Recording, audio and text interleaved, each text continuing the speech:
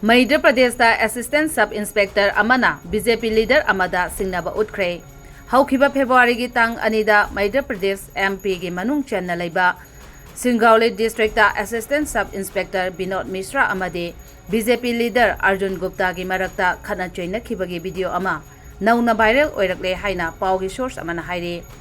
Kotwal Police Station gi manung chenna leiba mafam amada drain ama sajil lakpaga mari leinana Mishra amade mafam adugi miyoi singa unkhatnarakpagi pau phangbadagi Municipal Corporation ge official singa Mishra ga Police Station da mifam ama phamki haire. Mifam aduda mafam aduge councillor ge nupasu oiriba BJP leader Guptana Inspector Mishra ge uniform lokthokani haina threaten tawkhibada Mishra na official mayam ge mamangda uniform lokthokpa hauki haina source na makhatare. Matung tabo oina Mishra ge mathakta disciplinary action lokhatke haina Superintendent of Police Nebitita Guptana sengdorakre.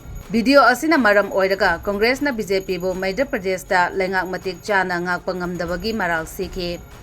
Social media X ta phongdorakhiba warol amada BJP leader singna ka henba lamchat chatle maram chadana sakti sijinai crime phajinba ngamdre amasung police ke mathok pangthokpa ngamhandre haina source asina makhatare.